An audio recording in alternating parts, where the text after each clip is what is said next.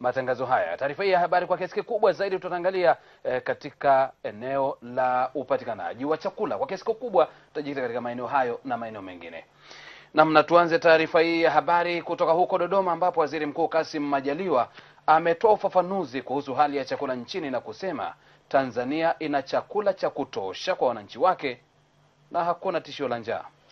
Waziri Mkuu Majaliwa ametoa kauli hiyo mjini Dodoma baada ya hafla ya uzinduzi wa safari za ndege za ATCL kibiashara kati ya Dodoma na mikoa mingine nchini. Mwandishi wetu Idi Maalum ameshuhudia kuwasili kwa ndege hiyo na ifuatayo ni taarifa yake. Dodoma, ambapo baada ya ahadi ya serikali kuwa itaanzisha safari za ndege kati ya Dodoma na miji mingine nchini, sasa wana Dodoma wanashuhudia ndege aina ya Bombardier Q400 ikitua hapa, ikiwa ni mwanzo wa safari za kibiashara. Waziri Mkuu Kassim Majaliwa akiwa miongoni mwa abiria wa kwanza. Akizungumza na waandishi wa habari uwanjani hapo baada ya shughuli za uzinduzi, Waziri Mkuu amewahakikishia Watanzania kuwa hali ya upatikanaji chakula ni tofauti na inavyoelezwa na baadhi ya vyombo vya habari.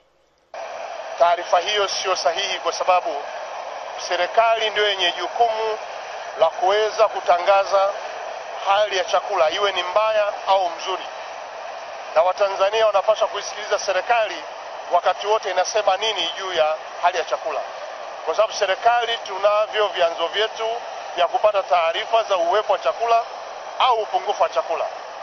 Nataka niwahakikishie Watanzania, msimu uliopita wa kilimo tulivuna chakula kingi na tulikuwa na ziada ya tani milioni 3. Pema, baadhi ya viongozi walioshuhudia kuanza kwa safari hizo za ndege walielezea uhusiano wa mji mkuu Dodoma na uwepo wa safari hizo. Kitendo cha kuletea kifaa kama kile kutoka mkoani kuja makao makuu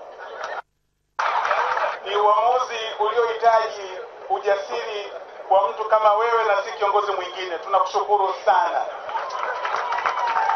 Na katika staili yetu ya utendaji wa kazi katika serikali hii ya hapa kazi tu, kila jambo lililoahidiwa kwa Watanzania linatekelezwa, kwamba watu wa Dodoma wanafurahia sana na wanatoa shukrani nyingi sana kwa haya ambayo mmetutendea, kwamba sasa tutakuwa na usafiri huo uhakika wa kisasa wa haraka kuliko ule wa zamani.